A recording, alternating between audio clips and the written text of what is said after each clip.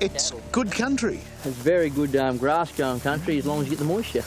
There should be 10,000 cows grazing on Kane Booth's farm here on Queensland's Darling Downs. After all, this is among the nation's best cattle country. But instead of looking after his livestock, Kane has been in a bitter battle against Queensland Gas Company, QGC. Just bad luck that it's great country but there's coal down there. Bad luck for you. Mate, this is definitely bad luck for us. Protected by unfair Queensland laws and with an insatiable thirst for coal seam gas, QGC has taken over and destroyed Kane's property. Mate, it's no longer a farm, it's a gas field, you know. These people come on here, put their infrastructure everywhere. They never told me this is how it was going to be. It's been a relentless 7-year fight, but Kane Booth is still refusing to surrender. I have meetings with these people and we just step out of one boxing ring, you know, and I knock them down in that boxing ring. Then they'll go and put another fella up, a fresh fella, a new report, and I've got to knock him down. I keep knocking them out in this boxing ring. How do you win behind closed doors with these people? You just can't. QGC probably expected a quick victory over this small farmer, but Kane Booth is a former champion boxer with a stubborn streak. They deliberately do this. They know they're doing this to your family. They know if that pressure gets too much, you're just going to go away. This is what they want. This is why I won't give in. Kane spent $500,000 on lawyers to battle big gas, but the emotional toll on his wife Sharon and their 2 sons has cost even more. Yeah, well, we built the little shack here, and this was going to be my workers' cottage. Out here behind it towards the road, I was going to build a nice big home there for the family. How hard has it been for your family to see that dream in ruins? It's destroyed them, really, to walk away from something like that.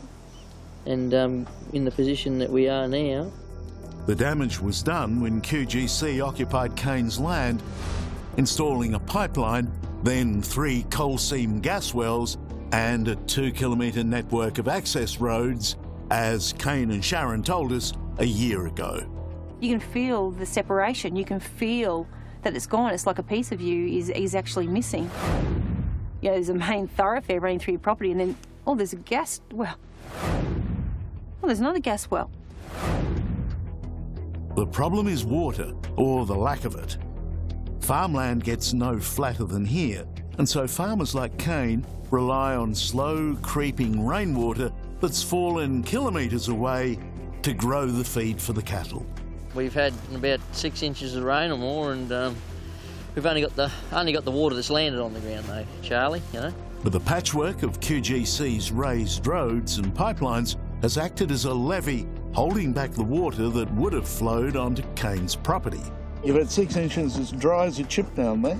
Land, he says, which is now stone dry and useless for fattening cattle. We just got no rights. These people, you know, are in bed with the law, they're in bed with the government. How do you fight something like that?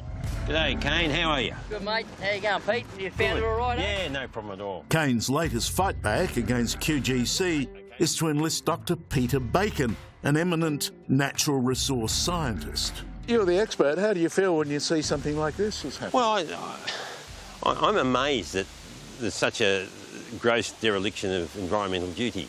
Dr. Bacon takes us outside the boundary of Kane's property to find the missing water. Yeah, this is where his water is. Yeah, it goes right along there, parallel to his fence, but it doesn't get into his property. Clearly, the gas pipelines buried under these raised dirt roads have effectively stopped the water from getting to the property. So how high are the barriers that they've created? Typically 400 to 600 millimetres. So it's not huge, but it's enough it's a very to flat dry out landscape. that land. Yes, yes. It's a requirement that they don't divert water, and legally they shouldn't do that in the landscape. It's really appalling. And that goes right up to the government level, or the departmental level. They haven't come on and said, well, is this reasonable for the water to be diverted off a farm?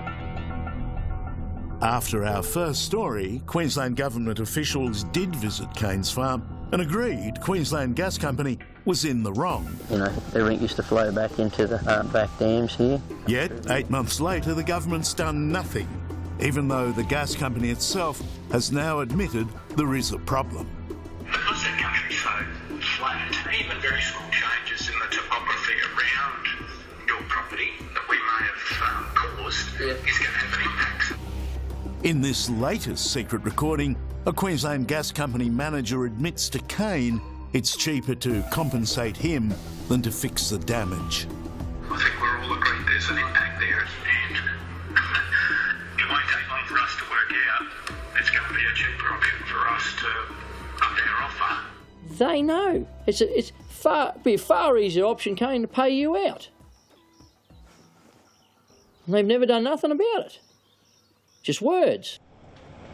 A few months ago, QGC did make an offer of compensation, but Kane says the sum was an insult. You're a scientist and this isn't good science. No, it's not good. There's no science about it. If one of my students produced a report like this and said this is what we're going to do, I'd fail them. So the score for Queensland Gas is fail on this one. It's fail on this one, absolutely. But there's no one telling them that. There's no one telling them that. The government seems to have just rolled over and said, oh, that's all right.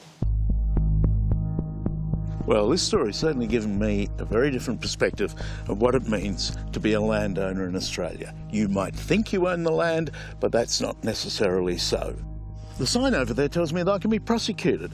Would they really prosecute us for going in there? They would. This is your land, isn't it? I agree. It's freehold land, you know, but you're not allowed to go on there.